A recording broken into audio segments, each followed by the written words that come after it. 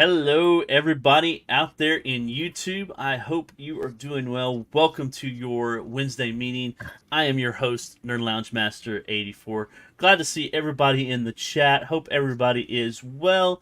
And got a great show for you planned tonight. Hope you can hang out and talk with us. Should be a really great meeting. So I'm looking forward to everybody on the panel tonight. Let's bring everybody in and say hello. Hello, everyone. Hello. Let's go down the list here. Hello. Bill, welcome to the show, brother. Good to have you on again. Good to be back with you guys. It's gonna be a lot of fun tonight. We love hanging out with you, and we're glad you're on, man. Good to see you on a show. We hadn't seen you in a while. Yeah, I've been hiding out. You know, laying low. All right, live from a hotel room somewhere in Florida. Stock Jock, what's up, buddy? Hey, I'm glad to be here. Filling in again. When am I getting a check? That's all I want to know. It's in the mail. It's in the mail. Yeah. That's what you said the last 4 times. Okay. we might have to just square up when I see you in either Chicago or Atlanta. I guess we'll work that out. Okay. But whatever. Yeah. Glad to have you on the show tonight, brother. Matt, what's going on, man? I'm golden, guys. Just this is fantastic. I'm glad Bill's on the show. He always has an insight of what we're discussing tonight, so I'm stoked. Awesome. Glad you're here, brother. You had a great weekend in the Ozarks, man. Those pictures were awesome. I did. So, yeah, it was a blast. So yeah, I didn't play that much. Yeah, gaming was not really on the forefront this weekend. So yeah. Hey, well, I'm glad you're here now. They were Jay. Yeah. Yes, sir. Jay, what's up, brother? What's going on? Are you here? I'm here.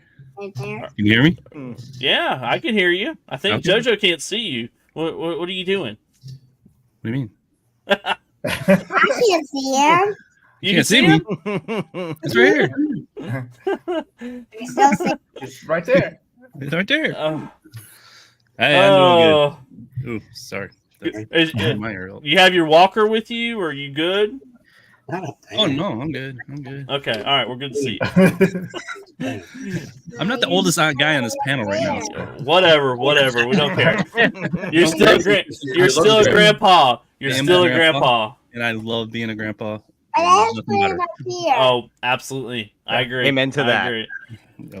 Oh. All right, live from his tour of every freaking YouTube channel out there, Gallagher guy, what's up, brother? He's come to save us. Just another beautiful day in Ohio, here living it up, doing great. Oh, Ohio sucks. Knew that was coming. I knew that would get some reaction if I said that. Doing good. Good way to get yourself off the show pretty quick.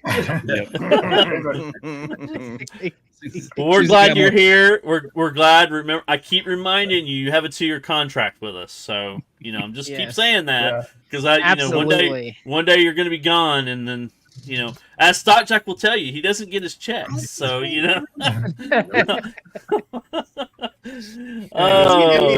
didn't even give Phil the Packers fan as much leeway as. Yeah, there you go. I know. He got the boot. Now Ohio. Oh boy, we're gonna get rid of it. All right, Joel, man, good to see you, brother. How are you this week? Doing good. Yeah, life's starting to slow down a little bit. Things not as crazy at work. Starting to not totally caught up, but I got the probably the shipping list cut in half, almost maybe. So we're getting there. Awesome. All right, Jojo, it's almost your time, buddy. Are you ready? You ready to start your segment, brother? You ready? You ready for JoJo's Corner? All right, let's cue the music. JoJo shows a toy or two. JoJo shows a toy or two. JoJo shows a toy or two or three. Maybe 6, okay, probably 10. All right, JoJo, you're full. Where'd he go? Oh, where'd he go? There he is. No, wow. Hey, JoJo. He's got to make He it. was on the floor the whole Yeah. time. Make that dramatic entrance. All right, JoJo, it's your time, brother. What do you got for us this week? First, I got a question. A question? Question. Yeah. Why did you guys come back when you tried to turn on the music for the radio show? What? You guys said, wrong one. Todd doesn't know what he's doing. Wrong. You said, wrong one. He has a hard time letting things go. Why did Todd, why? Explain to JoJo why you screwed up backstage. Because JoJo, I hit the wrong button. I hit the wrong button, JoJo. I'm sorry. you pressed the wrong song? Yeah, I pressed the wrong. I am human, JoJo. I make mistakes all the time. Yeah. Yeah, just like JoJo, just like you stick your fingers in wrong things, Todd hits the wrong button. All the time. Todd's only going to make that mistake once too, though, right? Okay. What we got here? Ooh, what is that? A robot. From what? Oh, What's that from? You know, I really don't know. That's something from my childhood, and I don't even really remember what it goes to. Did you make it, Joe? Except for those hat or quarter circle pipe tube things. They're in a whole band, like a necklace type thing, but they're plastic and they twist around. And you can twist them, and they're kind of like a little puzzle that you can twist it up into a spring type It's got shape. bubbles right here on the way. I think like it had one of those at one time that would Why is it snap that- to it Why does it got in the bubbles? chain and stuff. I don't know. It's just something that he. We had May the 4th, and so I busted out my Star Wars bin of action figures from my youth, and he was in there. So. And then, now they're scattered around, put away in some other stuff. Mm-hmm. All right. Or some are not. So what do All right, you what are you gonna tell us about it? You just showing, or you got anything? Else? You got Nothing else? What else you got, kiddo? Casey Jones. Oh. Now that is top notch right there. nice. From Ninja Good. Turtles. Yeah. He got his face mask on and two of his bats. Shotgun Sean probably like that. He's a big Funko Pop collector too. Awesome. Yeah, I got more in my room that there is Spider-Man and other superheroes. Here's a bin of small turtles. I'll get them out of the bin and show you guys. First up is Donnie. Here he is. Look. Oh man, there he is. Nice. I can see Awesome the stuff. We always love masks turtles. when they're little. Here's Mikey. Oh, there's Mikey. Nice. Hey, JoJo, I don't know much about the turtles. Can you tell me what their abilities are when you show? They don't have any powers. They Oh. have weapons. What's their weapons? Yeah, tell us what their Leo's weapons are. got swords. Okay. Yep. All right. Ryan's got a staff, and Mikey's got nunchucks, and Okay. Ram's got size. Okay. Nice. Thank you. Thank you. And Awesome. when the movies where they say ooze, Mhm. Raph's side goes onto Donnie's knee, and then he's like, ah! He got stuck in his leg on accident. All right. He was screaming Oh, at I it. blew out my eardrums. All right. Ah, Now I'm showing you the Leo. Oh, there's Leo. Now, last one, Raph. There's Raph. What's his weapon? Do you remember those? Size! Size. What's the size? Size, I told you. Yeah, he did. He told you. See, I can't. That's strike two tonight, Todd. Yeah, strike two. I'm in the doghouse already. You just got out. I didn't get to finish my turtles, and I got new guy. Go ahead. What else you got? Thanos. Here's Thanos. Oh, cool. Oh. That's a weird looking Thanos. Better when the mutagen, and then he transformed into a big monster. Oh. That's what I'm pretending right now. It's like a Stretch Armstrong Thanos. What he's pretending that Shredder went into ooze mutagen and turned into a monster Thanos. Yeah, like this. And he has a goblin when he had to turn big sometime, and now he's big, so now we just got his goblin. Baxter Stockman. Yep. All right. That's old school. A web on his shirt. He's got a web on his shirt. Is that Spider-Man? Cool. No, it's a web on his shirt. Oh, okay. And he's not Spider-Man. It's Baxter Stockman. Jeez, Jay. Turn up your hearing aid. Really? I just heard Spider. He was a human and he went into mutant and now he turned into a human bug. Yeah, like a fly. All right. Baxter Stockman. Nice. He's got still the human hand still. Yes, Well, sir. that's pretty cool. Now, Jojo, Daddy hasn't made you get rid of any toys, right? He keeps letting you have your toys, right? We keep fixing them too, even the ones he breaks. After this other turtle, it's Super gonna be glue. somebody else's turn and then my turn again and then somebody else's turn. We all only get one turn. Okay. So. Okay. Okay. That's fine. You want to wrap up with the final? Okay, you gotta wrap up. Final. What's the very last one? Last one for the night. It's got to be a showstopper. All of them. You can't do all of them. Show them one last one, the big grand finale. Okay, I'll use all 4 of them. Okay, hurry. Are they? No, right here. Out of those ones. Yep. I There you go. Show. Nope. Only 2. Hey, Oh, there they are. more Oh, turtles. there we go. Yay. Is I that can see their Raphael? weapons now. That's Mikey. Well, that's my dude. I see his weapon. Okay. And now for the best turtle of all. Best turtle of all. Leonardo? Which There doesn't you have Donatello. That's Donnie. Donnie's the Oh. best. Donnie's the Donnie. best. So those are made out of metal. They're what is it? The Jada toys or whatever. No, Oh, wow. they're not. They're Die cast. well, they are toys in metal. They have plastic weapons. Oh, I don't know, Saiyan Spirits. That may be true. Well, he built them. He built them, but not out of spare parts. I didn't make it.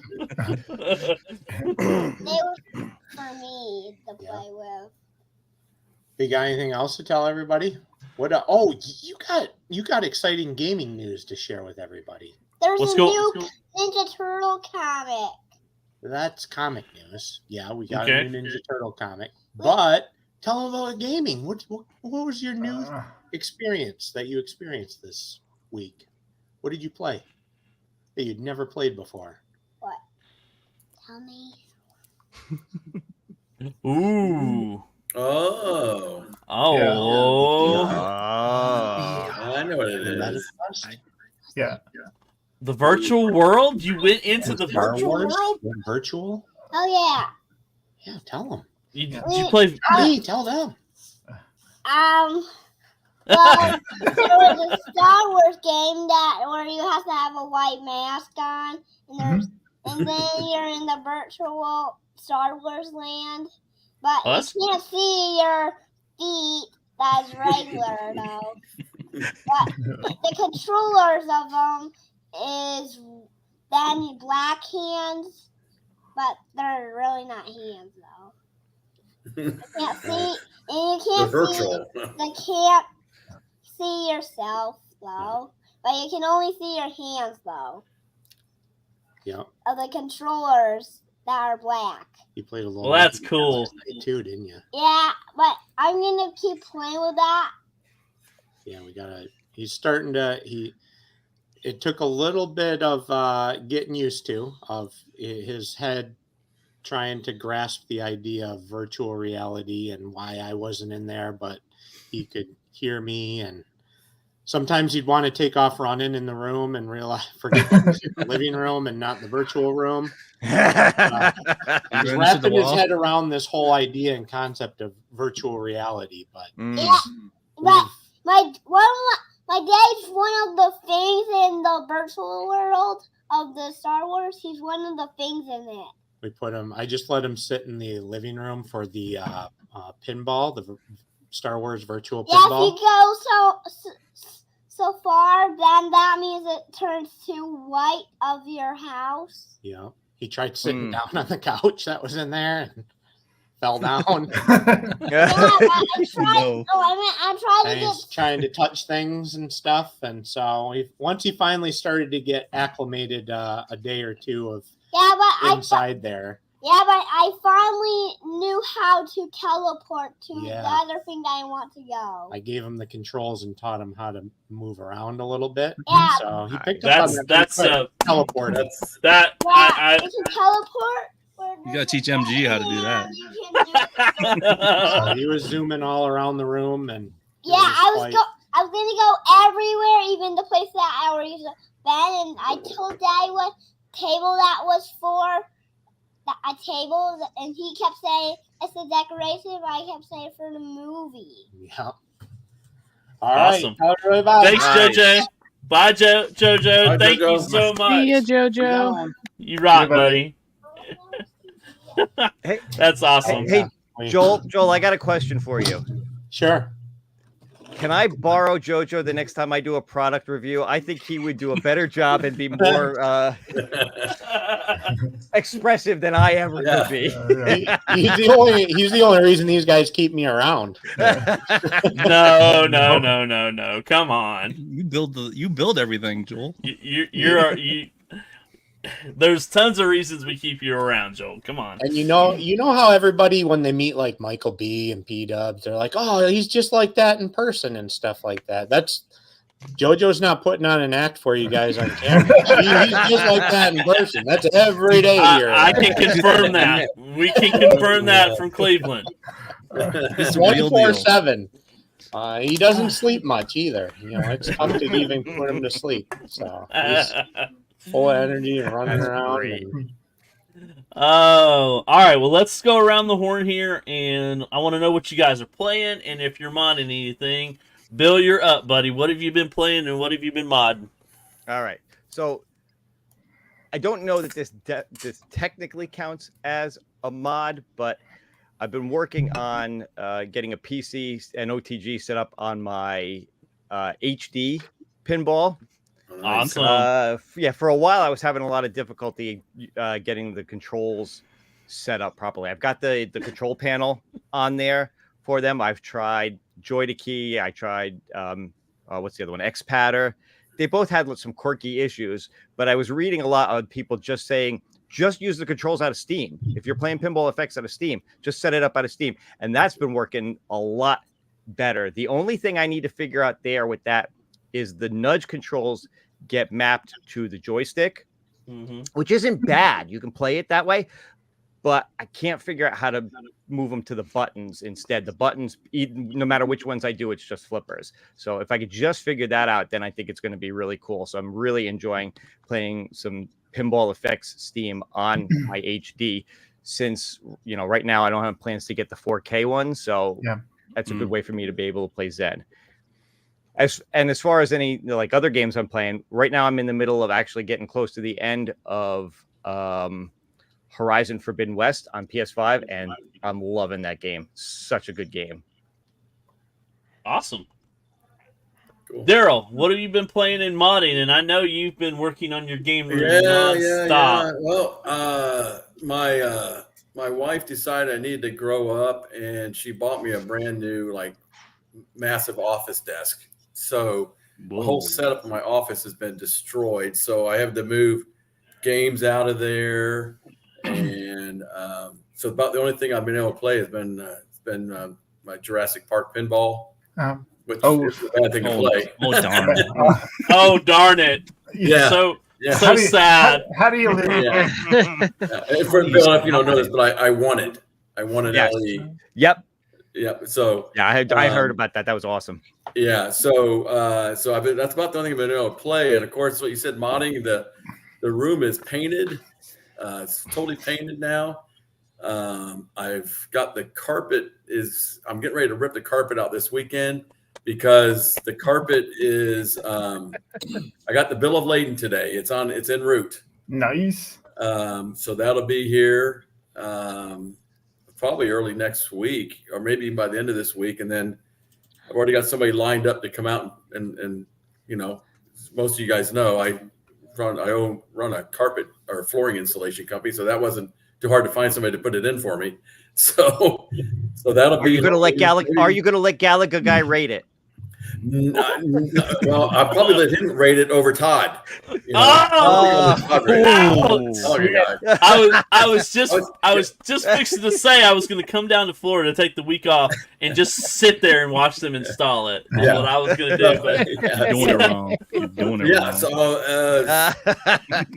if everything goes right, probably by the end of next week, early after that. I'm not home enough on the weekends. I coach Junior Olympic shotgun, and so I've been real busy with this. It's been Junior Olympics and things like that, so it's been hard to kind of get in there on the weekend. But that's why I missed a show last Thursday. I think I did. See, I can't even keep track of what I've been doing, but that's what I've been up to. Awesome. Matt, what have you been playing and modding? And like I said, I know you've been on vacation. I was in Washington, D.C. myself, so I get it. So, but what have you been playing and modding, buddy? Let's see. Modding, well, yeah, no. Actually, where we went, my phone doesn't work, which is awesome. It turned into a camera. So, yeah, we still play a lot of just pinballing, and I've still been playing Killer Instinct on the iArcade. And then the things I've been modded that I need to mod is we broke a link on the truck. We're on the trail, and so after this is I gotta repair the truck. But you gotta mod his truck. You gotta mod it. Yeah. The sway bar link on the front broke, but it's fine. It was a blast. Awesome. All right, Jay, what have you been playing? What have you been modding, brother? Modding wise, I haven't been doing much, but quick tip for Bill: if you check out X360 CE, I have the At Games deck, and that was the only program I could find that actually registers it. There's actually a couple videos on YouTube. That is the only one for the At Game or the At Game stuff that actually works to map those buttons. So if you want to give that a shot, that actually gets really deep into Windows and stuff and figuring that out. That's the only thing I found so give that a shot. Like I said, it's X360 CE. So check that one out. As far as playing, I've been playing, doing a stream. I started streaming just gameplay, Let's Play. Everybody kept talking about that Arcade Paradise and how cool it was, and so I gave it a shot, and it's not what I thought it was going to be. It became a laundromat simulator, and we're having a lot of fun doing laundry. I've been watching this guy for hours. He's done so much laundry. It's been let's do some more laundry. Making fun of me. Everybody's making fun of me that this thing is not what it seems to be. I'm like, and then she interrupts the stream and tells me actually go do real laundry. So it's like, it's very realistic laundromat gameplay, I guess I would say. Eventually you earn money to make an arcade in the back. But your name is Ashley, and you run a laundromat, and you need to trick your dad into building an arcade in the back room. So that's the plot of the whole thing. And I guess there's a VR version of it if you really want to do laundry in VR. We are 5 hours in, and we are still doing laundry. Well, all right. You want to do that in VR? More power to you, but it gives almost the realistic sensation, that you're doing laundry in real life. It does. And then I get out of it, and then I'm like, I really have to do laundry. So yeah, We're having fun. I had my grandson in on earlier today, and he actually, like JoJo, made it a lot more entertaining because he thought everything was cool. He was just like, oh my gosh, there's a sock. So I would recommend at least watching the last 20 minutes of part 4 because he made it he was just like having a ball. He thought it was the coolest thing in the world. So, and it's his 5th birthday. It's his 5th birthday. I'm gonna say happy birthday to Zakari. He's my grandson, my oldest grandson. So he wasn't happy about being 5 today. He still wanted to be 4, but he took a nap and he's happy to be 5 today. So happy birthday, Awesome. Zakari. Nice. All right. All right, Galaga Guy, what have you been playing and anything modding? As far as modding, I had an oopsie. An oopsie? My Vulex. Yes, my Vulex. It's a very heavy machine, and I recommend always having 2 people available whenever you're moving it, because regardless of how many times you move the cords away, you may end up cutting one in half, which is what I did. So, oh no! And it was the main power cord. So, oh no! not a hard replacement, but it wasn't very fun. I wasn't very happy that night. I was very upset. But got it fixed. It's all good now. But I was not very happy. So that's my modding for this week. That's all I wanted to do. As far as playing, since it was May the 4th, I decided to take on some Star Wars, and I was number 1 on I scored for like a day, and then the bad guy was like, "Nah, you ain't gonna be number 1." No. Well, you poked the bear, so you deserve that one. He obliterated my score. I was like, man, you didn't have to. You could just beat me. You didn't have to like, completely destroy my score, but he did. So, that's what I was playing as far as the arcades. As far as the games go, I did just also join the MetaQuest team. I got mine in yesterday. Haven't got to play it very much. We got one more on the panel. We got to get. That's right. We got to get this guy right here. This guy right here needs a quest. Look at what your wife just said. Peer pressure. There's literally a second person you could ask to help move things, Galaga Guy. You have no excuse. We love you, Burger Time, babe. Busted. She's always there to put me in my place, even whenever I don't need it. That's great. Obviously, you needed it. You destroyed your freaking power cord. But yeah, I played the Star Wars, and then also too, I got something in the mail this week too that I think Todd had recommended. It's a game called Carpet Shark for the NES. Yep, pull up the Carpet Shark. Yes. This is an actual game made by actual people, and it plays on your actual NES. Yep. And, so pull up your copy of Carpet Shark. You got to watch the movie. It's a very, very immersive thing. So I'm looking forward that you've gotten into it. I'm interested in the lore of Carpet Shark now. Now, yes. If we keep supporting them, we'll get a Carpet Shark 2, okay? And then we can get the trilogy. You can only hope. Oh boy! Didn't you say there's a movie? Yeah, he said there's a movie. There's a movie. Yeah, there's some. Yes. Well, we There's a need to all movie. get on VR and watch the movie together. Yeah, we may have to do that. We may have to do a group thing and just watch the movie in VR together. So Then they'll do a Once you guys figure spin-off out how to called do that, for let me Todd. know. Yeah. all They'll do a right. spin-off for Todd. But as far as that, I think that's all I've been playing this week so far. So that's what I got. Awesome. And how many more shows are you going to be on this week? Do we need? This is the last one, right? This is last one for the week. Yeah. All right. What? You I'm ain't coming on my excited. show tomorrow? What? Well, wait. Gallagher Guy's week ends on Wednesday. And then it Tomorrow's the restarts. start of the Okay. All right. He's on. All right, Joel. Last but not least, what have you been playing and modding? Let's see. Modding, I've been building tons of risers, deluxe conversion kits, and getting those out the door. Big mod is I built a panel saw for my shop so that I can cut down sheets of MDF. And Yeah, so- you were sharing that with us, and I think online as well. I thought that was really cool. So that was a nice addition to the shop, and hopefully it'll save some time and make things quicker. So those are the mods. It was a struggle to stop working on orders to take the time to build the panel saw. I had all the parts sitting in the corner, but my wife kind of played my hand a little bit, and she ordered sheets of MDF for me from the local lumber yard, which I had been kind of putting off because they don't have a panel saw.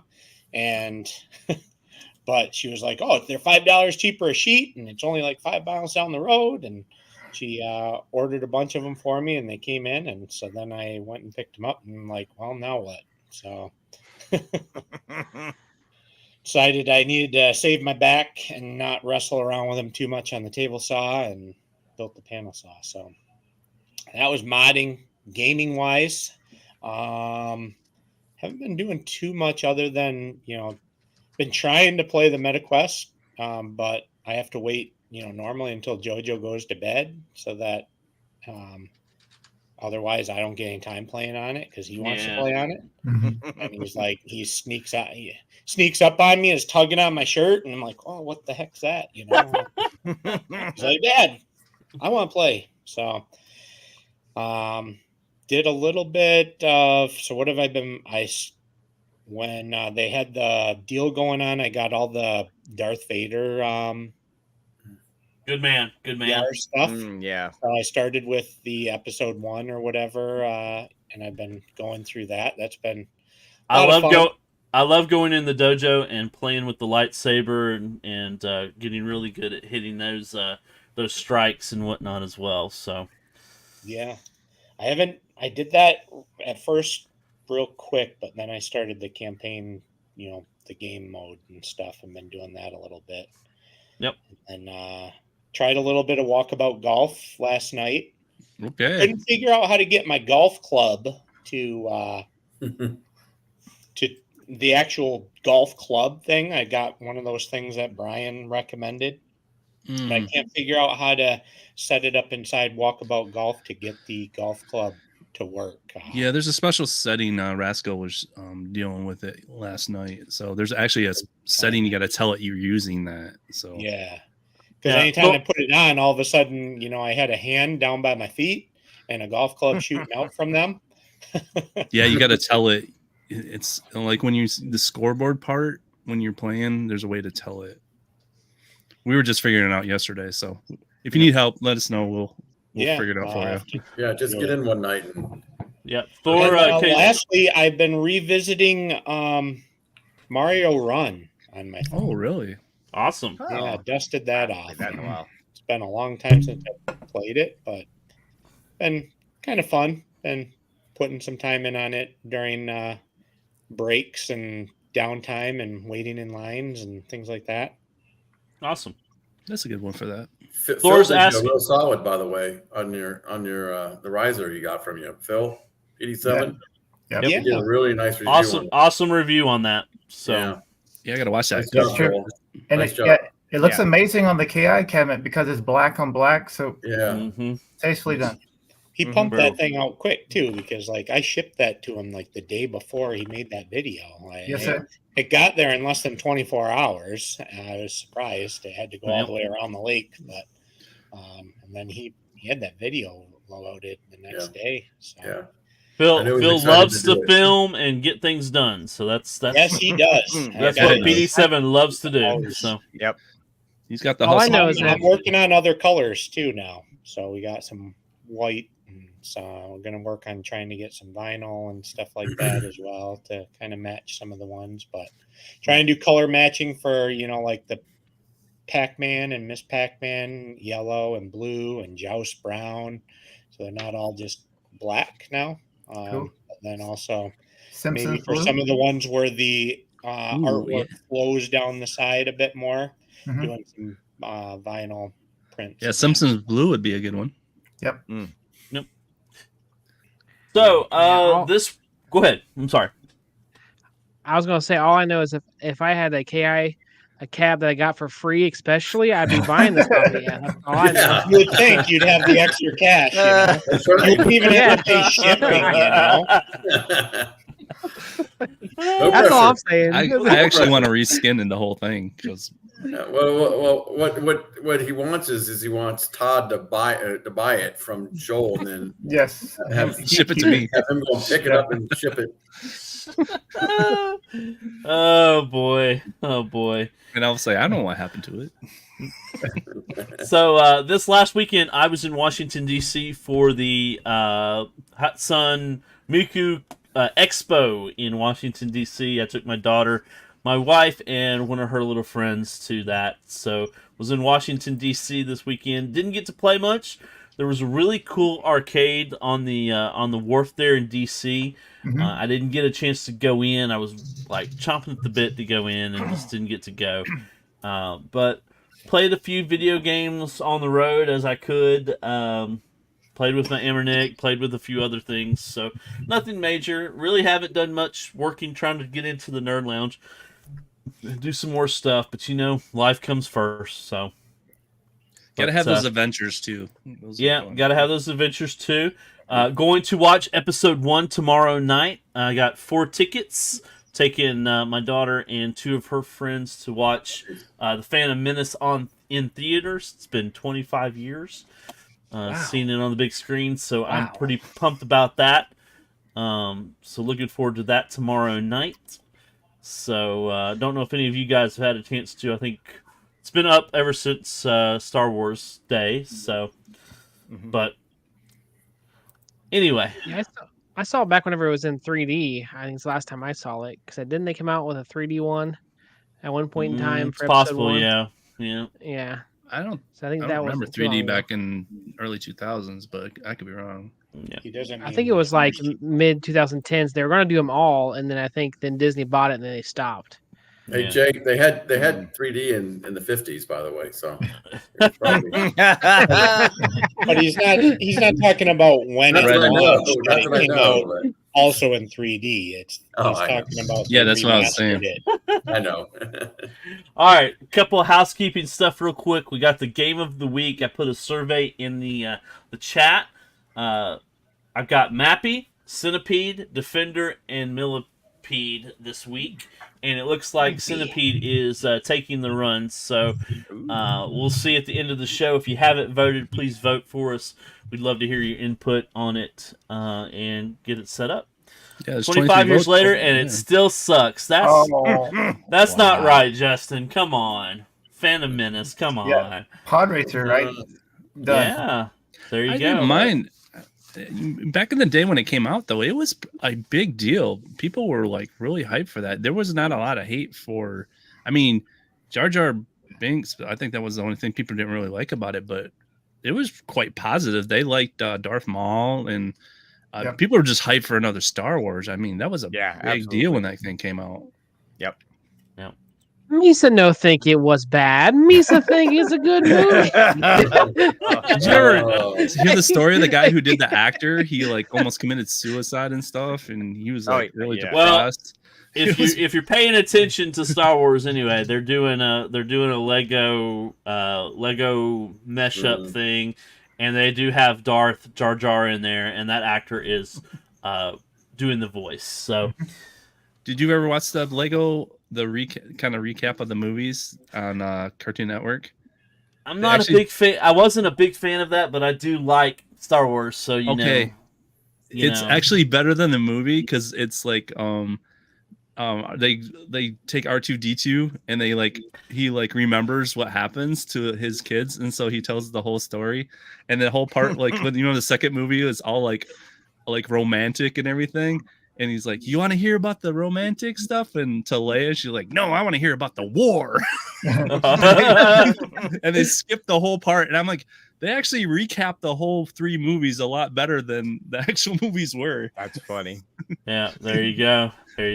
I'll have to revisit that. So, episode 1 is still better than episode 8 and 9, in my opinion. I have to agree 100%. Garage Gamer there. Good to see you in the chat, brother. Hope you're doing very well as always. Is it wrong that I haven't seen the last one? No, it's not. Really? No, it's not wrong. It's okay. You can. Okay. We'll give you a pass. We're good. We're good. There aren't any movies after episode 6, so you're not missing anything. Don't worry about it. Yeah. I was on show with Gallagher guy the other night, Nostalgia Power, and we talked about those obviously. And I remember I said, hey, look, DC and all those. How many Batmans are there? You know what I mean? They just keep remaking them, and hopefully, the first one was good. And why can't they do the same thing with 8 and 9? Just start all over, do them again. Yeah, so, that didn't happen. Do something. Yep. It wouldn't hurt. No, there you go. All right, well, let's get into the meat of tonight's show, and tonight's show is the best games from the 70s and the 80s, and this includes arcades, this includes consoles, but I'd love to hear the panel's thoughts on some games that they want to bring up. Anyone want to start? Tell me what your favorite game from the 70s, 80s were. Yet again, can be arcade, console, whatever. I'd love to hear your thoughts and opinions, and we'll get into the meat of the show. I'd like to hear from everybody below me. Below you. From the 70s. The young folks. From the 70s. Oh, everybody from the 70s below me. I have to look at my notes from the Tag Gaming. Yeah, so as far as 70s games go, I don't know too many, honestly. Pong. Look at the notes. Look at the notes, man. But see, here's the thing, Gallagher guy. Your game, the game that started your game, came out in the 70s, Galaxian. Yep. And that evolved into Galaga. So Yes. Yep. you should be a fan of Galaxian, right? Or you? I mean, it's not your not your total jam, but I get it. Yeah. The choo.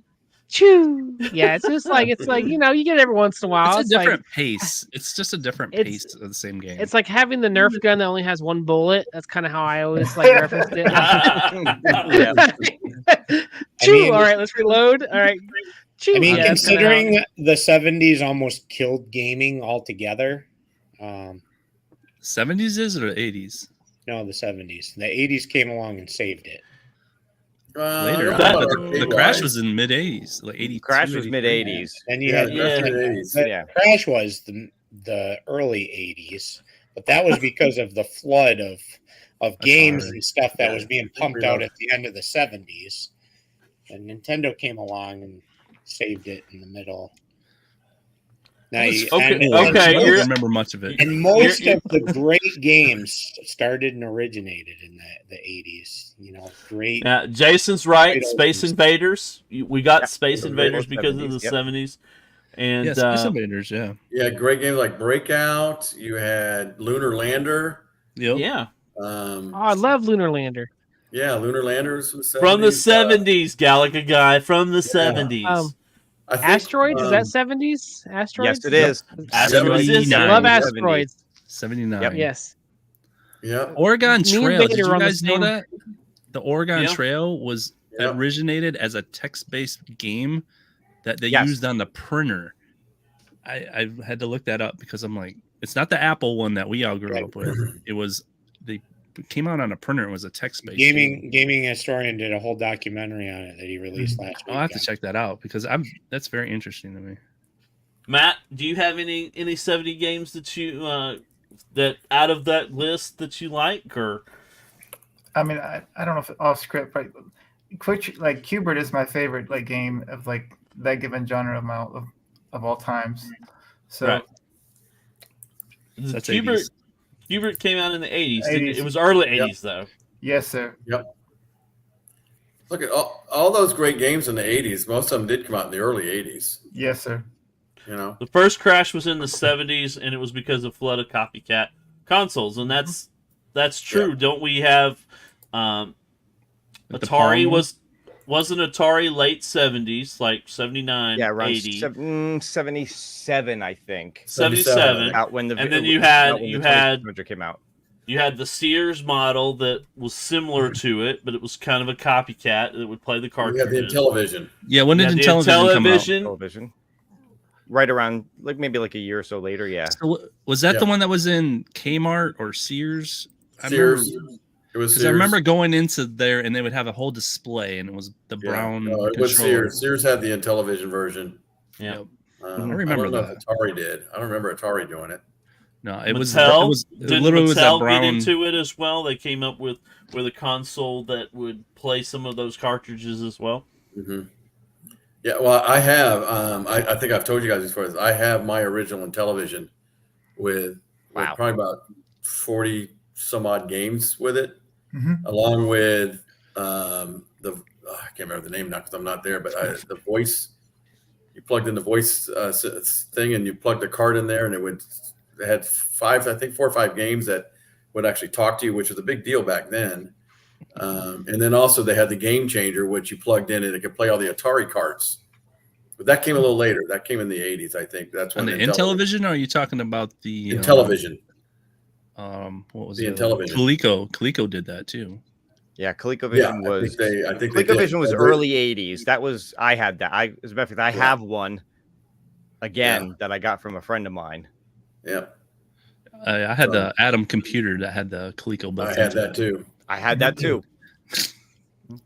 I think it was awesome. So I love that. Loudest printer in the world. Yeah. Yeah. That dot matrix printer. Yeah. No, it wasn't dot matrix. It was a daisy wheel. Yeah, I actually it was daisy wheel. I actually submitted a paper. I did it on their word processor, and my teacher thought I typed it. So the Magnavox Odyssey. Anybody on the panel ever played the Odyssey? I had one. Yeah, I didn't own one, but I did play it. I remember, what was it? The big game was Casey Munchkin, which was a Pac-Man clone. Yeah, I was going to ask what games were they known for? Yeah, there was Odyssey had a lot of sports type games. Yeah. It was interesting console, and not many things modeled it. And then obviously it didn't do very well moving forward. So the Fairchild Channel F, have any of y'all seen one of those? No. I've heard of the Channel F. I've only seen one like at a game show. Can we look at a picture? What does that look like? The what, sir? The Fairchild Channel F. I've never heard of that. I've heard of the Channel F. I can't remember exactly what it was about. While he looks that up, do you guys remember you had the Coleco? Did you ever have that baseball game that had the it looked almost like a bottom of a sword? Yes.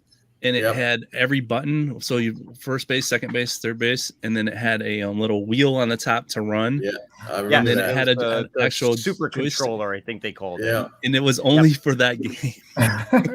No, there were a couple of sports games for ColecoVision that used that. There was a football game. There was more than just one baseball. Basketball, baseball. There was a Rocky game, a boxing game based on Rocky that also used it. So it wasn't a lot. It was like 4 or 5, but there were a handful that used it. Yeah. There you go. Channel F. Oh, Channel F. Holy crap. Was that the first one that took cartridges? Yeah. Yes.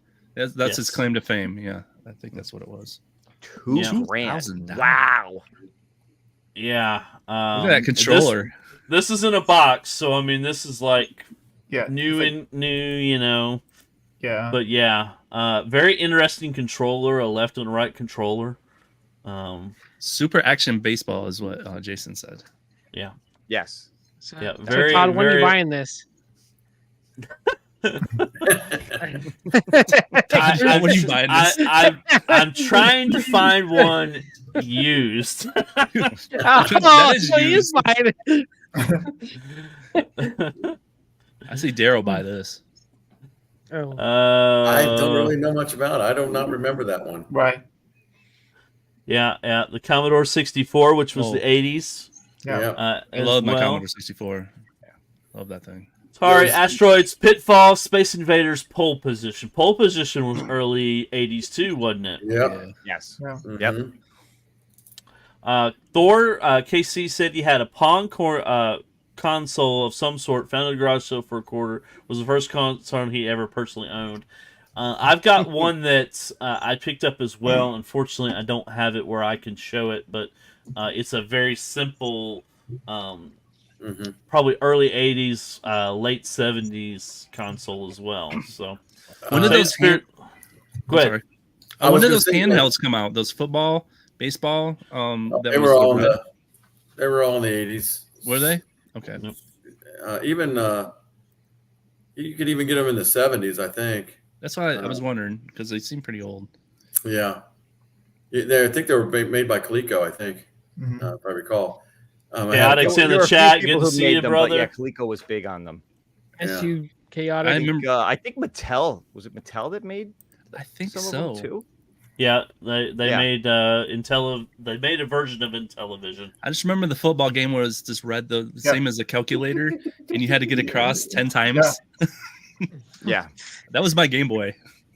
Took a 9-volt battery. Sucker lasted forever.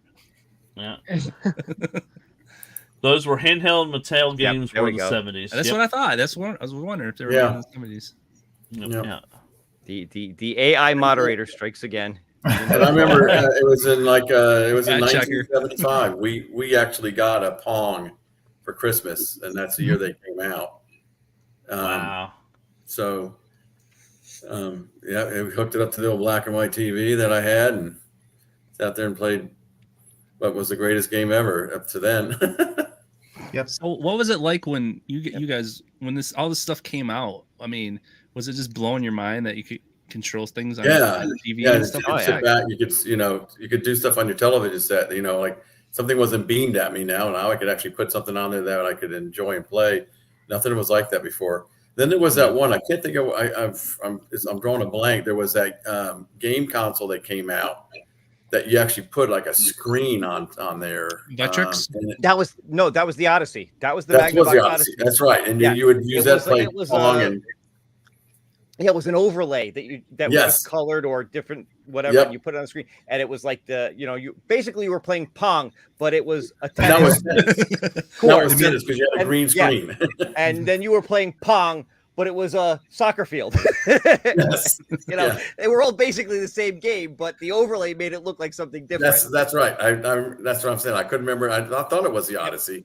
So I'm glad we have another guy who's probably still way younger than me that remembers that stuff. Only slightly. Yeah, I'm not the youngest one on here. I'm not the oldest one on here anymore. You're still grandpa. I am a grandpa. You're not the only grandpa on the panel. Don't worry about it. Yeah. It's cool. Yeah. That's right, Jason. That was it. That's cool. Well, and then the Vectrex did the same thing, right? The which one? Vectrex. It had its own monitor. Was it a Vectrex? Yeah, it was a handheld, not a handheld, but it set down. It was a screen. Tabletop. Yeah. That thing was pretty cool too. Actually, a game store in Holland, south of us, they have one on. They want like $500 for the thing. I was tempted by that. Yeah, thing. That's about right. That's about what they go for if they're in good condition. So, it's tempting. It's a really nice console, and the people that play it still say it has great value today. But that's really your take on graphics and whatnot as well. Well, it's that that uses that retro graphics, so it's got Tempests. Yes, they're still making home brews for it too. That was another thing. Oh, really? Yeah, for the Vectrex. I like hacking stuff, so that's fun. There's something about playing those kind of games on an actual Vectrex monitor. Like I said, if you've got like the arcade one up, Asteroids or whatever, or even the Star Wars, they're a lot of fun. Yes, but sir. the Vectrex monitor, it really makes a difference when you're playing those kind of games. Yeah. It doesn't have like almost an analog joystick too. Yes, I believe Yes, I believe it does. Yeah, it's a lot of tech in that thing, and it's portable, kind of. Yeah. I was going to say real quick, and that was I remember. So we went to the arcades, in the late 70s, and I know, like everybody says, is that this game, everything kind of crashed, and then things kind of came back again in the mid 80s. But I don't recall the arcades ever crashing. I remember that getting busier and busier and busier as all these games kept piling in. And so even though there was maybe a console crash, there wasn't the arcades. Yeah. They were growing. No, Like, yeah, really no, arcades still stayed pretty strong even into the 90s. I don't think arcades really dwindled until we got to the point of, Yeah. say, PlayStation and Xbox consoles. Yes, sir. You know, these consoles that could really mimic the arcade Right. graphics and experience Yeah. at home. Before Yeah. that, you really couldn't. You know, you had a home version of an arcade game. It was not quite the same. Yeah, let's say about Sure, anything before PS2 that, era. PS2 Yeah. era when like Dreamcast started coming out with their fighting games on that you could bring home. That's really when Oh, absolutely. it kind of shifted, which was sad because I always loved going to the arcades. Yeah, I think the thing about arcades was that it was a separate entity. Your parents or grandparents wouldn't want to spend money on the whole home consoles for you. They were pricey even back in the 70s, 80s, and they could give you a pile of quarters to go to the arcade, and it was just a different dynamic for them. That was probably one of, if you go and look back at some of the history, I'm sure that's the reason that a lot of these home consoles failed like they did, because it was hard for them to keep up graphically and for people to afford them. Chaotic was asking about pinball, and Bailey was probably bigger in the pinball. Gottlieb was sure later half of that, but I thought that was an interesting Williams topic. too. Don't forget Williams. Williams was Williams. Williams was big too. So kind of shifting into the 80s, we had the arcades got crazy in the 19. We had Pac-Man, Donkey Kong, Centipede, so many greats within like 1 or 2 years, right there at the beginning. And Robotron. Of the 80s. You can't forget Robotron. Robotron. Food Fight. Yep. Miss Pac-Man. Was it Centipede? Was that? Yep. Centipede was there. Centipede. Yep. VS Super Mario Brothers. Correct. But yeah. Oh yeah. Was then it Super Mario or was this Mario Brothers? Well, that was Mario Brothers originally, but then there was VS Super Mario Brothers, which was Yes. Super Mario Brothers in the arcade. Nintendo. Yep. Was that those like late 80s? No, like 84, right? Was The VS one? Best year ever. Yes. Oh yeah. You're right. Because it came 85 was the NES when that came out, right? Yes. Yeah. That's right. Around there. That's right.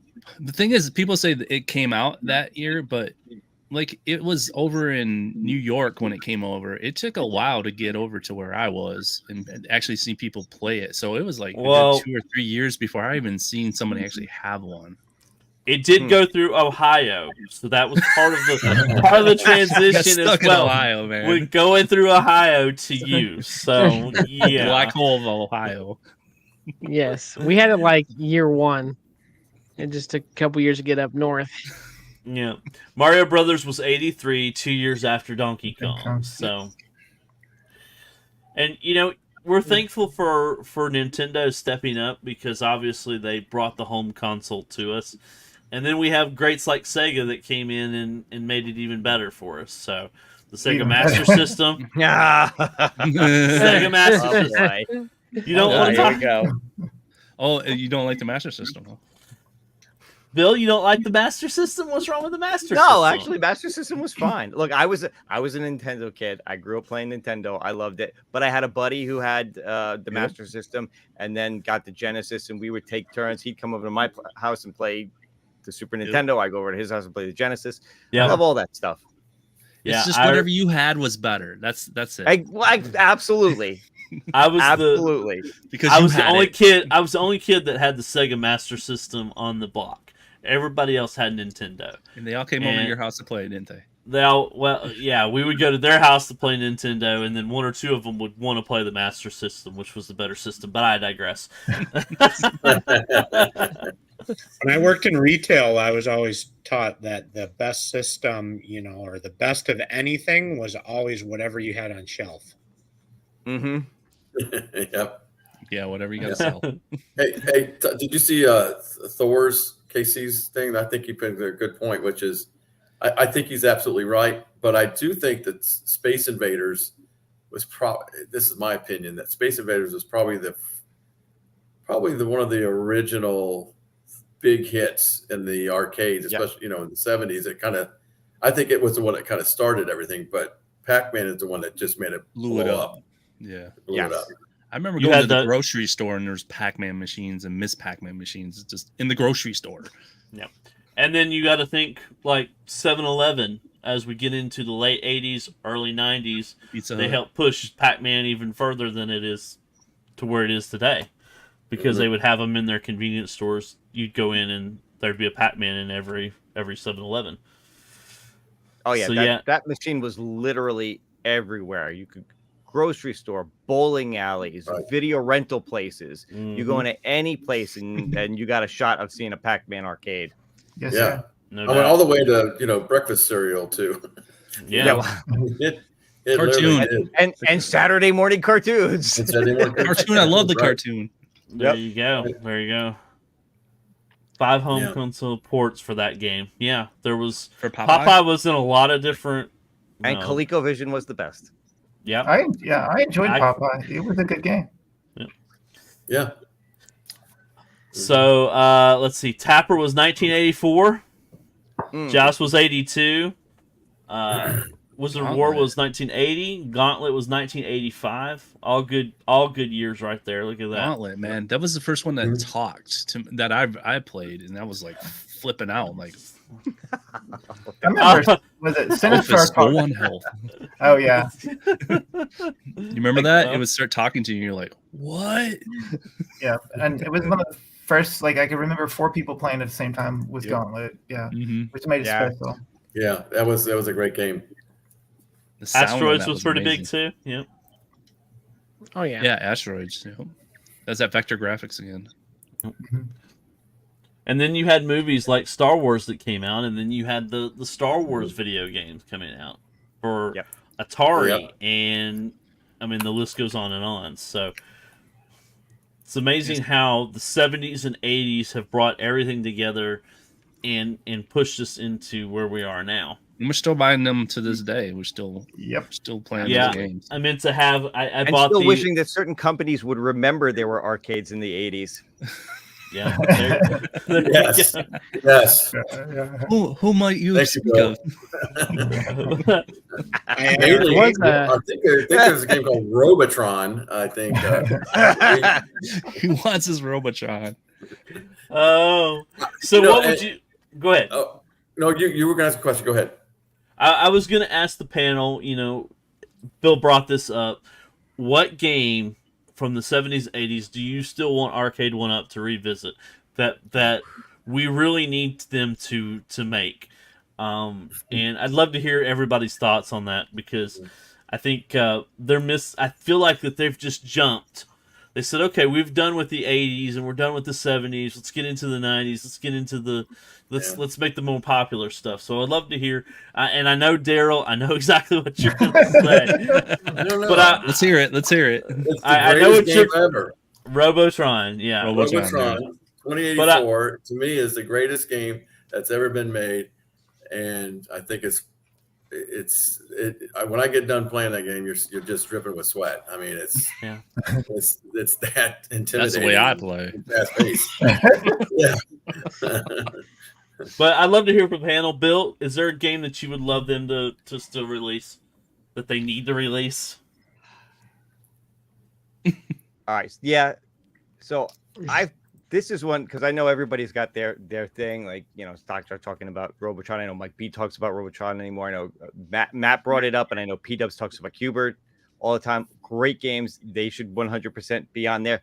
But the one thing that I've wanted for a very long time, if they even still have a relationship with this company, because there's a lot of talk whether they do or they don't, is Konami. Mhm. And I want to see them do a Konami legacy like they've done some of their others with a dozen or so games on there. Give me Contra. Give me Scramble. Give me one of my favorite games that I don't think gets a lot of love is a game called Rock and Rope. I used to love that in the arcades. There are so many great Konami games that could go from that 80s era that could go on a legacy cab. I would love to see one. I would love to see it themed after a game like Contra, because I think Contra's got the recognition. Contra would and absolutely, I think it would be a killer cab for them. Awesome. So Contra skinned, but 12 games. 12 to from 14 the Konami games. Yeah, that'd be awesome. All right, who wants to give their one that they want? Anybody else? Well, I would love if they did it right, a food fight from them. I mean, even like the Burger Time, like how they did the sides on that, a better version of that, but with a food fight. In my area, I have a place I can go to where I can play it about an hour and a half away, and it is just such a awesome looking machine, and I love the game. To buy one that's all has all the bells and whistles is like $6,000 here, and then there's one that's cheaper, but it's like 8 hours away. So I'm like, if RK1UP could just make this so that I could benefit from it, I'd be very happy, because I do love that game. Yeah, and those are the guys who made Miss Pac-Man. Is the one that made Foo. Yeah. So they already have the they're already in talks with them. It's like, hey, just push a food fight. I don't know if they sold the rights or not. Justin's saying it has to have the banana joystick. It has to have the banana joystick. Was that a real thing? Because I keep hearing that. Is that something real? I believe it was on the prototype that they made, but it never actually made it to an arcade production. If you get the one that New Wave Toys puts out, it comes with the little banana thing that you can put on there. That's awesome. For play. But if I remember correctly from what they said when they put it out, it was part of a prototype that never actually made it to the arcades. Yep. Mine would be Mr. Do if I want to make a cab or something like that. But I know the rights for it is really weird because nobody really knows who owns it because the company went out of business or something like Commando. I don't remember Commando. Yes, that was. It's like it's Capcom. Capcom, something like that too. I mean, I remember playing that a lot, and that music is in my head right now. It's just like that was a really fun game. I'd put tons of quarters in. I don't know what else. If it's a Capcom, just add it to a Capcom cab or something like that. So something along that line from the 80s that I could think of that I don't know if it'd be feasible or not, but like I said, Mr. Do would be my number one. Really? Yeah, there's a version of Mr. Do where he's like you have to go up and down this like roller coaster. Yeah, there's a roller coaster one. There's a castle one. Mr. Do's Castle. Yeah, that's a great game. Yeah, there's like 3 or 4, and there was a Neo Geo version of Mr. Do too. Yes.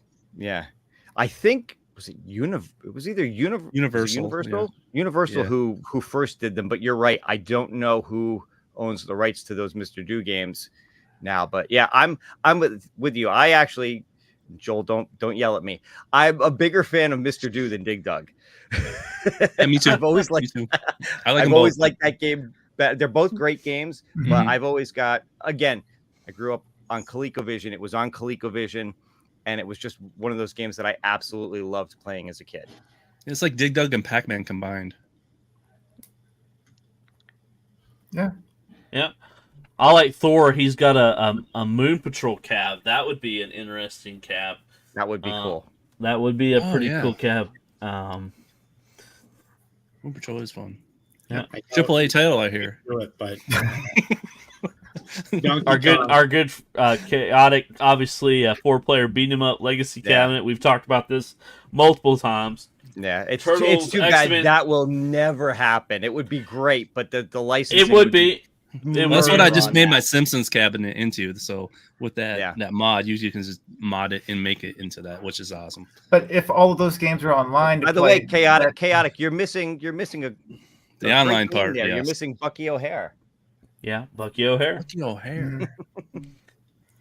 Yep. All right, mine's easy. Like, there's 2 games that we play every time we get. It's in Branson, Missouri, and in Springfield, Missouri. It's called 1984. You pay a nominal fee to get in the door, and everything's free. And then I always play Cubert over and over and over again. And then I honor Stock Jock, and I go to the Robotron. So if they're just games. And so there's just games that are hard to find like everywhere. And then so I would love to have either one of those in my home. Absolutely, absolutely. Yeah, you know, there's Joel, a what's lot yours? Yeah, Joel, what's yours? I'd like to see a Donkey Kong, but they'll never do that. Yeah. Never. And what That'll be a what- Joel build. what do you? That's what a would Joel you, build. What games would you want? Would you want just the Donkey Kong, or would you want multiple games on that? I don't know. I for some reason I really like that shape of that cab and everything too, and it's just kind of a classic looking. Yep. So it's on my list of ones to build. I'm looking at building like a Play Choice 10 for my what is it? Intech deck that I got for my NES cartridges. So I'm gonna build like a 3/4 scale Play Choice 10 for that. Sweet. Yeah, if you can get a cart that has all those games on it, that'd be perfect. Yep. Yeah. Well, No Excite Bike, was that the same shape? Because I remember Excite Bike being. Excitebike was on a Play Choice 10. Yeah. That was basically like Nintendo's shape, the Donkey Kong cab. So they did That's what I thought. They did the Play Choice 10 on it. Yeah, you had all the Donkey Kong games kind of followed that same shape. I believe Popeye followed that same shape. Super Mario Brothers. Yeah, you're right. So, God, if Arcade One Up or somebody could ever Nintendo make that cab with those type games on it, give me all the Donkey Kong games. Give me Popeye. Give me Mario Brothers. Yeah. Day one buy. I would actually pre-order it from them, and I know you don't pre-order from Arcade One Up. Yeah, but I would do it for that cab. Yes, sir. They would print money. That's exactly anybody like they would just buy it no matter what the price was. They would understand like, well, it's Nintendo. It's $1,000. Like, yeah, $1,000 seems about what it would be costing if they could get all those games. Yeah. That's the problem though, is like you're dealing with two companies there that have issues, in that area. Arcade One Up, they haven't figured out, the best way of making money. And Nintendo, they don't care about making money. No. Like they make enough money as it is. They're like, we don't want any more money, so we're just not gonna. There's lots of low-hanging fruit that we could do. We just don't want you playing our games the way we don't want you to play the game. That's all we're about. Yeah, we just want to have control and power. That's it. And they do it, unfortunately. All right, Todd, what about yourself? We talk about pole position, and that's one that I just really want. And I'm sure there's other racers we could combine with it, but after this guy right here, I want a pole position. I would just love to see a pole position come out. Yes, sir. Pole position 2? Yeah, that's a better one. You can put 2 on there. Yeah. Did you guys ever play pole position and there's a part where there's audience members on that's you go on an underpass with them. I remember in an arcade, I would stop and look what they were doing, and they're eating popcorn and stuff like that. And I thought that was the coolest thing in the world. I'm like, what are they doing? So I wasted quarters just sitting there watching what they doing. Namco could put a new Namco racer on that cab. Yeah, I mean, there's tons of options. But I mean, I would love this. Pole position is just tricky because of all the advertisements on the boards. They have to change all of those. But I mean, they could do it. Yeah, they've done it. They've done it. So. They ruined Blitz. They can do the sign of pole position. Wasn't pole position hard to maintain though? Pizza Hut out of Ninja Turtles. So yeah, there you go. Yeah. There you go. Pole position wasn't that hard to maintain though? Like, am I remembering that wrong? Like, it was hard for them to keep it going in the arcades, or am I completely off course here? Maybe it was always wear and tear. Yeah, because the wheel had no center. Like you could just spin it and spin it and spin it. Right? It was glorified. It was like a glorified spinner. So yeah, my arcade is releasing it later this year. Yes, so the my arcade is coming issue... out. But the one thing I don't know, and Jason, maybe you know more than I do, is did they change any of the advertising, or does it have all the same original advertising the arcade ROM does? Yeah, I can't see my arcade doing much. I don't know. I don't know. I knew they were releasing it, but I didn't look deep enough into it to know what, if any, changes they actually made to the game. Is it gonna have that big? We won't see flight stick Marlboro on it. when we're driving around. Is it gonna have a big flight stick instead of a steering wheel? No, jeez, God. I hope not. Apparently, Gallagher guy looks like a Muppet. Are you all right, Gallagher guy? Did we switch you out and we didn't know it? There's a hand back here, but it's not controlling my mouth. Oh, that was good, Joel. That I do not know. I do know that they changed had been made at this time. Change it. Yeah. Yeah, That's what's gonna be the difference there. If they had to change all the side, I mean, look, they had Marlboro cigarettes on there for goodness Yes, sake. I don't think you can release a game with that advertises No. cigarettes in this day and age. No. Well, you Look, say if Which they is did, more weird. power to them. But if they didn't, then you're going to have people complain it's not the real game. Right. Yes, Of sir. course, you're gonna have that anyway, so you might. And it's my arcade. I don't think anybody has that high expectation for them, Right. as they true. do maybe like New Wave Toys or something like that. But then, like Yeah. New Wave Toys, they released a A cigarette cigarette machine. Right? So, yeah. Yeah. Where's the line drawn here? Yeah. Yeah. And I'm just waiting for people to say, "Here's my little pack of cigarettes." But it's not a cigarette. You It's know? just a charger. Yeah. Are you 18? So Going real quick, going back, just a quick question. And going back to the actual arcades, does anybody like remember going in and like going like, wow, that game is?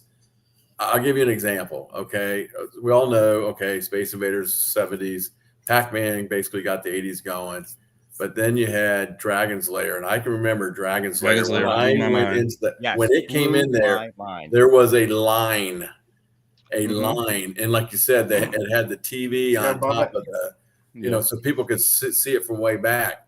Does What- anybody else remember a game like that came out? Dragon Lair, yeah. Dragon's Lair to me was That was the big one. That one just it Yeah, just Time blew everything else out of the water.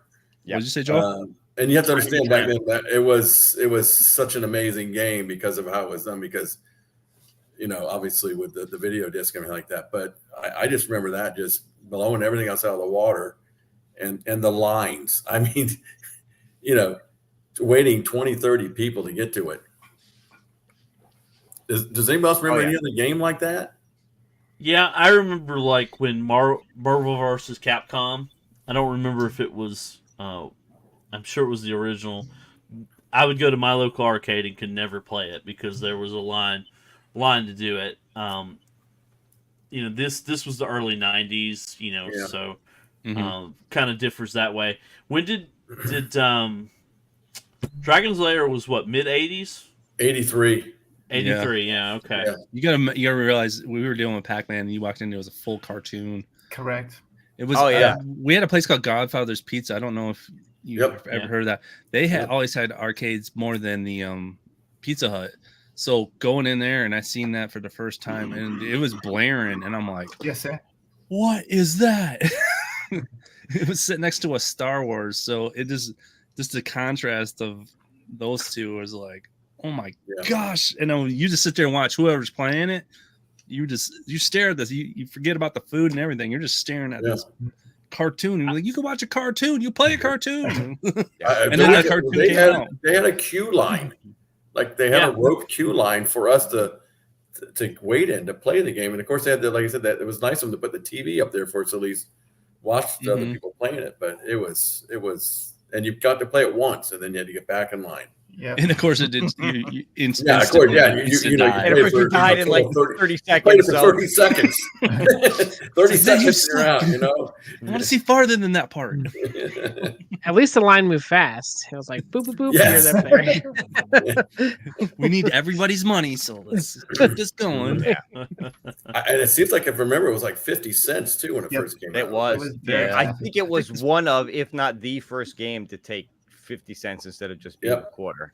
Yeah, I Yep. remember when Yeah. they were starting going to $1. I was like, it was getting too rich for my blood. I was like, $1. All right, Bill. Here's your answer. The beer and the cigarette billboards will be digitally altered for more generic elements. Okay. See, there you Oh, go. he's There you done the go. research there. There you go. This guy, He's, man. that's Best that's one my ever. man Jason. He knows his So, stuff. And if he, what and are when they he does it, releasing? he finds out.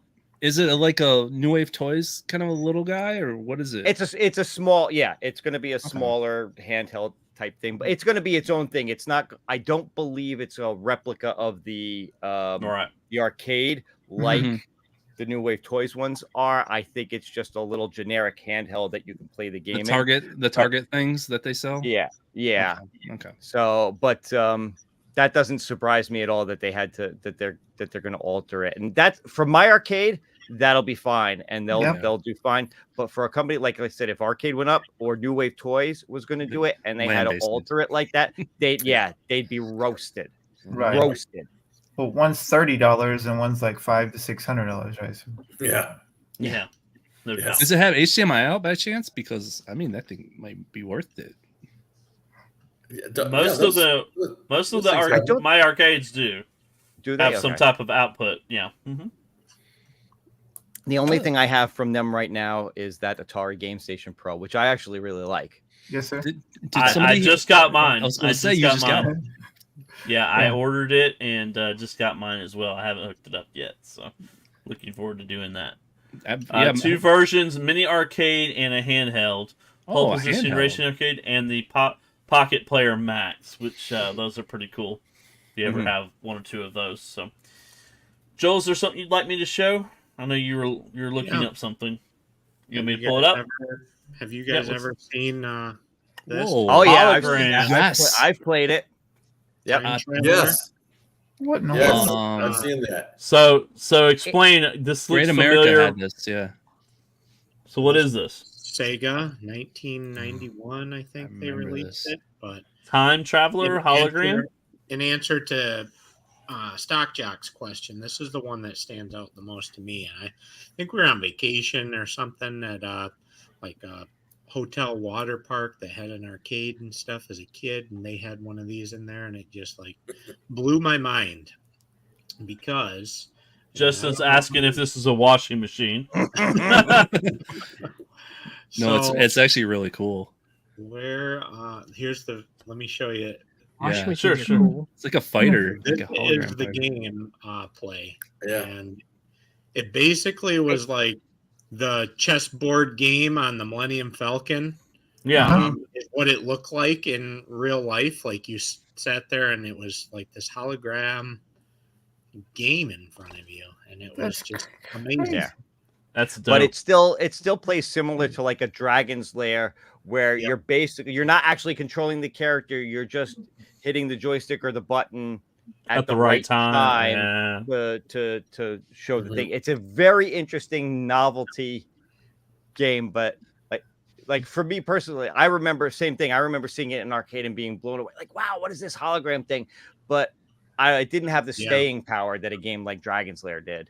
Yeah. No, yeah, it was just visually impressive to it. And looking it up in my adult life to figure out, I was trying to always remember what was that and stuff, and looking into it, that it was, a laser disc type game and stuff that I can see why it didn't have the replayability, with it and popularity that it had that went along with it. But it was just, visually stunning at the time. Like you looked at that thing and it was just like these hologram figures in front of you that were 3D.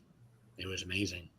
It's pretty cool. That's too cool. This doesn't do it justice because it actually looks like you're looking at these people. Yeah. Yes. Yeah, didn't matter like what direction you were kind of facing either. It was, this one of the only videos I could find pulling up quickly, but it was oh my goodness.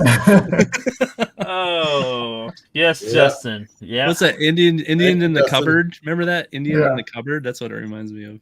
Yeah. Oh, thank you for sharing that, Joel. That's pretty cool. Yep. Yeah. Yep. That's pretty cool. Sega did Go ahead. Go ahead. Sorry. No, I was just say talking about a lot of this. I think after Dragon's Lair, for me, probably the next game that really blew me away would be Mortal Kombat. Yeah. Seeing a game that looked like real people play. And actually, even before that, I think before that was Pit Fighter. I remember Pit Fighter. Yeah. Atari. But that didn't have that didn't have the mass appeal that Mortal Kombat had later on. But it was the first game that I remember with digital, like real digital people as the characters. in the game, and just seeing that as a step up from just sprites, I thought was amazing. And of course, Mortal Kombat got everybody all mad. You remember? Yeah, Yes, that's why we had the ratings Congress system era. now in games. Yep. Yep. Yeah, Congress got involved and Tipper Gore. Yep. Clay fighters. Remember Clay Fighters? Yep. I do remember Clay Fighters. That was a fun Snowman. game. The Snowman. Yep. Yeah. Sega did another one after that. The one Joel was saying, they did a racer, which I remember. I don't know what it was called, but it was like pole position-ish. But it was they took footage of a real racetrack, and so it was like a half and half. So so when you're driving, it's actual footage from a real racetrack that you're driving on. Interesting.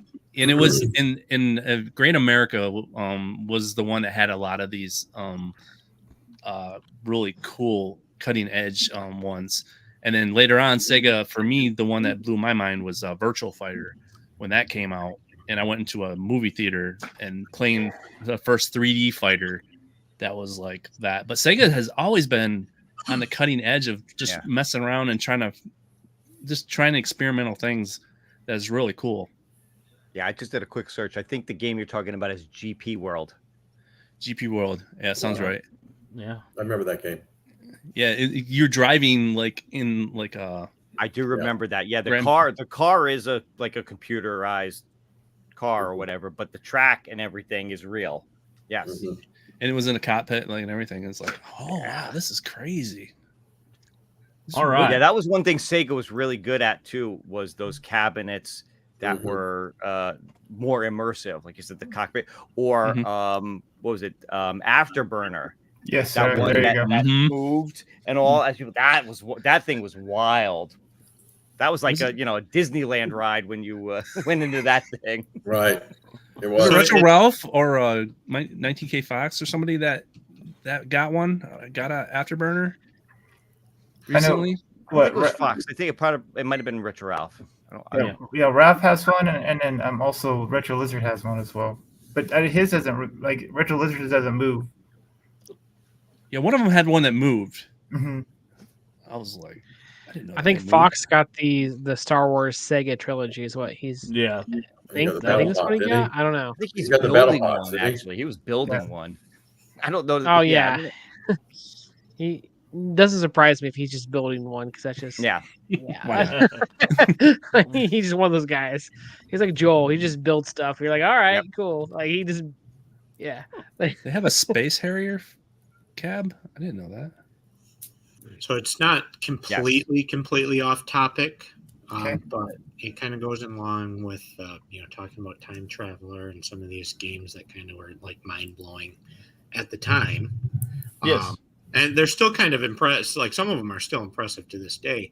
But I had this thought when I put the MetaQuest on last week when it first came, and I was starting to play it, and I was just looking around, and I had this realization of, I remember like the Virtual Boy, and putting that on and thinking, wow. This is just like real life, you guys remember that? Like, I don't games though. Like they're just like, it's like, man, this is like amazing stuff. It's like you're almost really there, You're almost really flying that plane in Top Gun NES. But like, I didn't think it was real, but the depth perception was real. I can't believe my mind was so gullible to think, at that point in time that this was amazing and like all this red looks real. Really there. And it got me thinking like about the MetaQuest. Like, do you think like 20 years from now there's going to be another gaming system that you put on your face that's just like it makes the MetaQuest look like the Virtual Boy?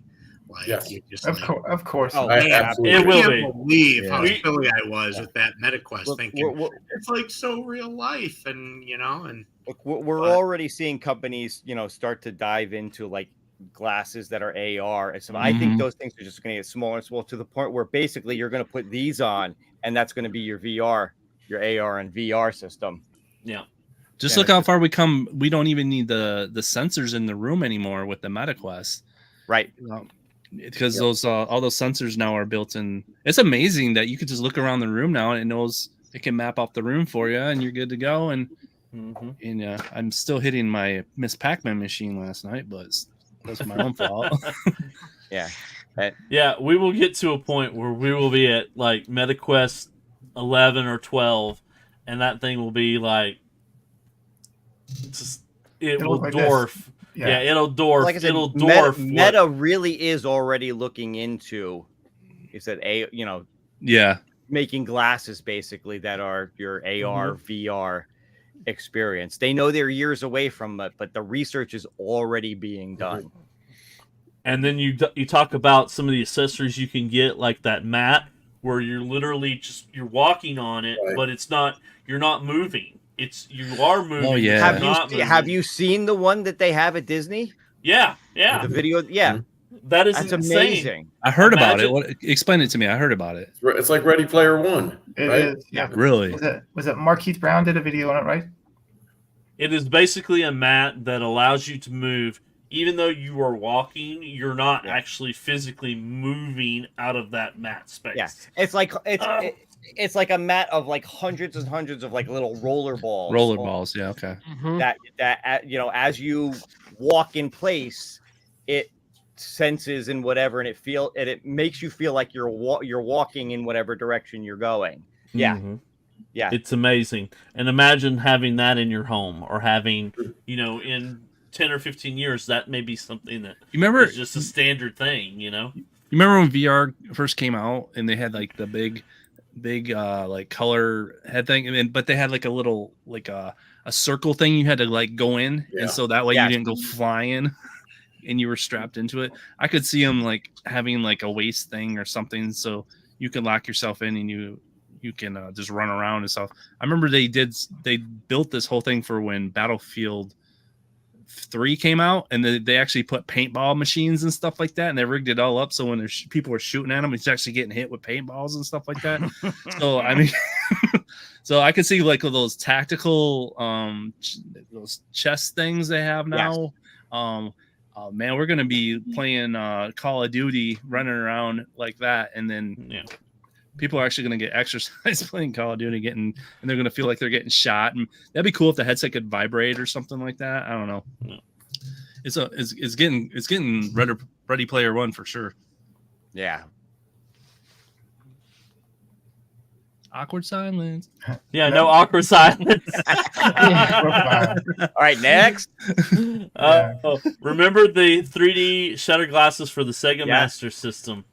Yeah, I'm that was still awesome. looking for a pair of those. When I've been going down the Master System rabbit hole, so I got the phaser now. I'm loving the shooting guns with those. Yep, awesome. Looks like Chaotic says that At Games has fixed the Mars less lag, the plunger, the counts. Oh, and it really? Counts the score with all 3 balls now. Yeah, the game just came out, and they basically immediately put out like a day one patch for it. Good to hear. For everybody? For everybody? Just for there were some major issues with the Attack from Mars table specifically. Okay. And it was a patch to fix that game from what I understand. They're still dealing with the overall lag issue of the Zen games. But whatever they did apparently made apparently the one for Attack from Mars was really bad, and this fixed it to the same level of badness of the other game, so it's still not perfect, but it's better. No. Yeah. I do wish, I feel right now, based on the HD behind us, I feel like if you don't have a 4K At Games right now, based on the pinball experience, they just left everybody who with HD just said pound sand, right? Mm-hmm. Well, all right, so I'm on the media influencer, whatever you want to call it, list for At Games, and my buddy Stephen Hay was the Tech Buzz was actually asking that very question in that list earlier today, and the response was, we have not forgotten HD. They have a National Geographic. They have a National Geographics 2-pack coming out. They have the Killer Instinct ones coming out later on this year. Oh, really? Specifically, the National Geographics one, they're shooting for like third quarter right now for that to come out. So it's going to be a little while still, but they do have plans to continue to support the HD with other with newer tables. Just unfortunately not the Zen. Yeah, you know, they put a lot of focus in the 4K, but you know, and I get that, but at the same time, it's good that they kind of looked back and said maybe we should be worried about the HD people as well. Especially since HD is probably his biggest customer base right now. Oh yeah, absolutely. I'm sure there's more people who have the HD than have the 4K right now. But I do understand that sentiment of feeling like the HD has been left behind, especially when you look at the scales. Get out of here.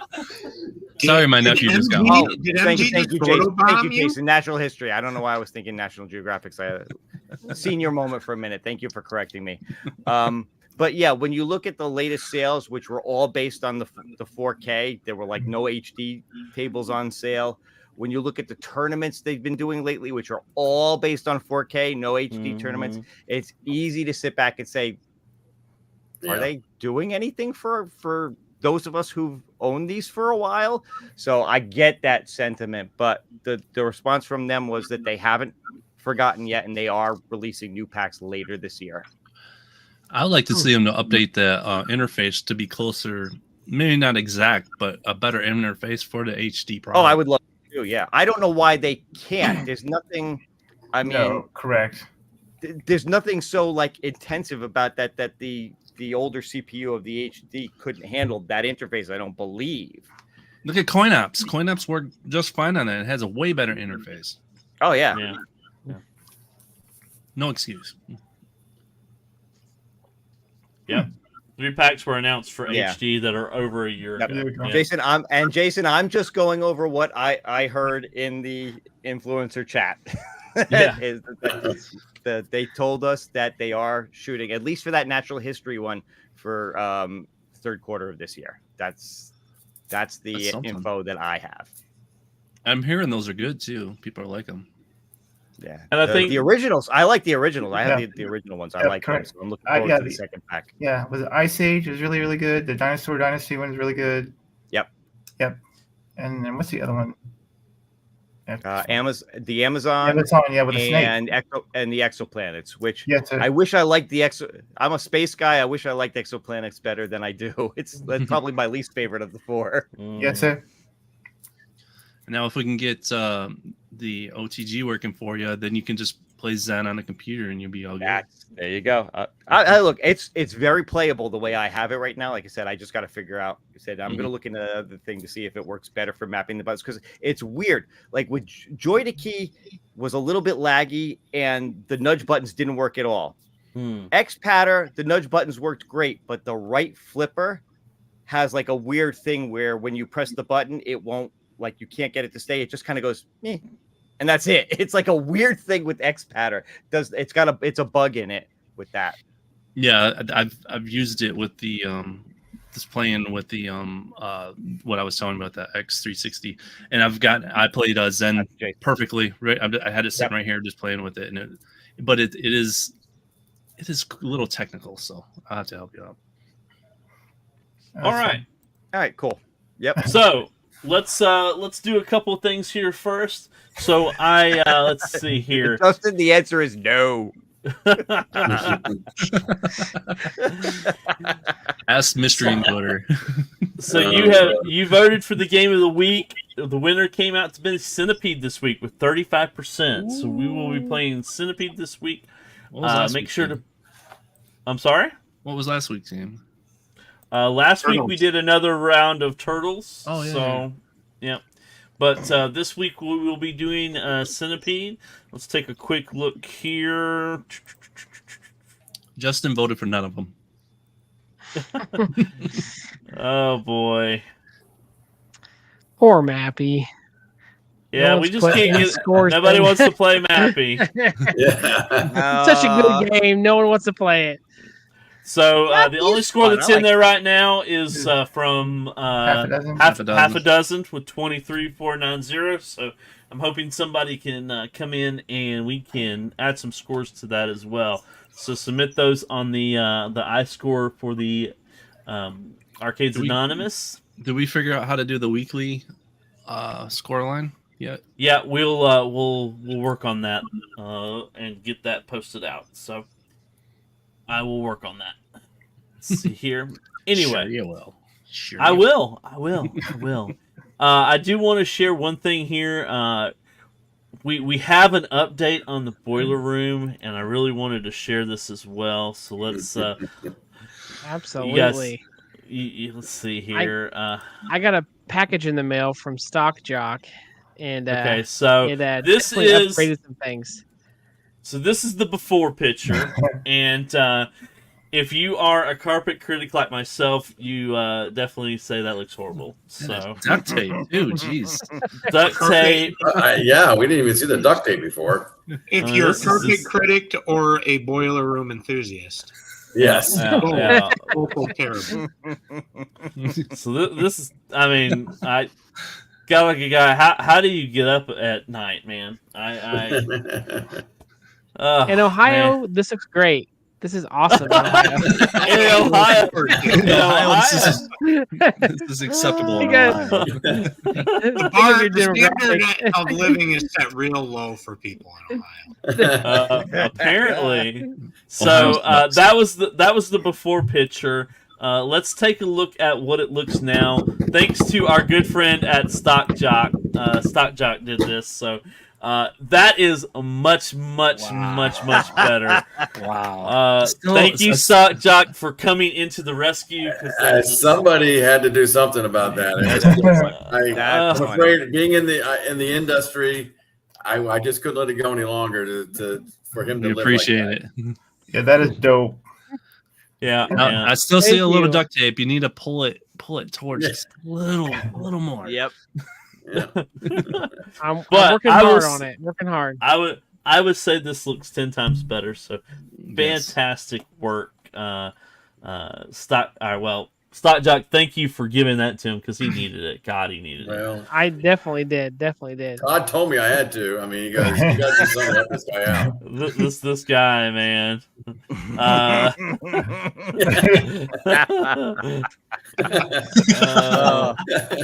I still see a small pile of bricks. Can we move those? you need to work on that on the aesthetic of this. As Are well. you a brick critic now? Is that what's happening? What is up Oh with the my bricks? Yeah, the brakes right in here. Yeah, okay. That's the boiler room vibe. Oh boy. Well, guys, we've been talking for over an hour and 44 minutes. So, Hey, any final thoughts? Anything you want to say about the 70s and 80s games before we send these nice people down the road? I miss did have them. one thing. If you're someone like me who was born in the late 80s and you want to kind of go back and see, all the stuff about the 70s, there is something that they came out with on Switch. I think all the consoles, but the Atari 50th anniversary. He have brings a up whole the Atari documentary. 50th anniversary. Okay. Nice. Yeah. It has goes through. There's a whole documentary that you can go through and play the games that they're really? talking about on it, and it's fantastic. So you kind of get to learn what was going on during that time, as well as see some of the games. So if you're enthusiastic about old arcade games and what was going on, it's something you can definitely pick up and spend hours playing and just. I don't know why people keep saying that. But that's one that I recommend. Oh, this is good. Netflix- I hope your next mixed drink video is called The Bricklayer. Yeah, really. I love it. So, Bill, I would say Netflix also has a really good series on all that. I'm almost sure most everybody's seen it, but if you haven't, go to Netflix and pull up that. I think it's called The Games That Made Us or something like that. And Yeah. it's a I haven't really, checked that really out. good. yeah, I need to. That's on my watch list as well. I think That's I a think good one. about And 8 there's series. another one I think called High score. Yes, sir. Yeah, It's High Score. fantastic. Really Yeah. good. I think that may be the one I was thinking of. But yeah, it's really good. So, Bill, you have the Game Station Pro, right? You were I talking do. about that earlier. Yep. Do you have the Atari for the Switch as well, or? I have that Atari 50th for the Switch. It Okay, is so- a lot of fun. Yep, Okay. it is great. There's a lot of, like I said, a lot of documentaries, a lot of pictures and info on there about the games, plus tons of games you can play, including my all-time favorite Atari game, Yar's Revenge. And they made like an updated version of Yar's Revenge, which is a lot of fun on that thing. So that is like, if you're an Atari fan, that is definitely one to look at. So do you recommend the Game Station Pro over the cartridge or not? Or is it kind of you have to buy both? The thing about the Game Station Pro is it's really just about the games. It's got a lot of similar games to it that the Atari 50th has on it. Well, but I'll tell you one of the big reasons I bought the Game Station Pro is because of the micro SD slot on it that you could load your own games. There you go. NES games on there. I got Master System games on there. I got anything that feels like you could still play it with that joystick and button, that the thing comes with. I've got loaded on there, and that's what makes the Game Station Pro worth it for me. Awesome. And there's a lot of homebrew that you can probably put on there too. Yes. Awesome. All right, gentlemen. Well, it's been fun. I've had a fun time hanging out with you guys, as always. Bill, thank you for coming on the show this week. We appreciate you. Thank you for inviting me. I appreciate it. Yeah, this has been fun, last time you were here, we had a blast, and of course, this time we had a blast as well. So glad you had time to hang out with us. We really appreciate you. I don't know, Jay. I think I'm kicking you off the show next week. I think you're out. I do. No. Chaotic. Well, if you're gonna kick me off, I'm gonna go check out my channel. Jay. It's okay. Very well. Jay, I'll keep you on, buddy. It's okay. It's all right. Appreciate it. I know Justin Sider doesn't want you here, but we still want you here. So. Oh, all right, guys. It's been fun. Any final thoughts before I send these nice people home? Well, you guys are talking about stuff to watch. Was it Galloping or Chasing Ghosts? And I gotta check that out. It was a kind of a prequel to the King of Kong. So it's kind of the same guys from King of Kong. And that saga from King of Kong is still going on to this day with Billy Mitchell and Steve Wiebe. Still to this day, still going on. So that one, if you want to take it back, there's a lot of historical stuff in there too. But that's where all the kind of renaissance of Donkey Kong and stuff came from, was those two movies. And you can find them on YouTube, by the way. So awesome. And if you're not subscribed to, things like Netflix and whatever, free app called Tubi.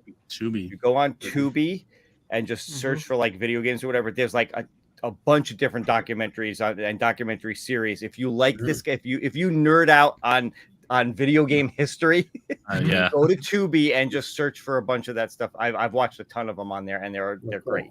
Sweet. Yeah. We missed Chaotic during the show. I know he had to work, so we miss you, buddy. We love you. Hope you'll be on our show next week. Have fun working as well. Gotta make the money to pay for things, right? Gotta do it. So,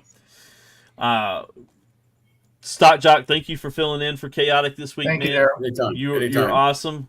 Love having you on as always. So, with that, I'm going to send these nice people home. Thank y'all for watching. If you're watching the replay, hit that like, hit that subscribe for us. We're on the road to 500, and we would love your support, and would love to get to that 500 so we can have even more fun. So, you guys have a great night. Thank you again, and we'll see y'all next week. See.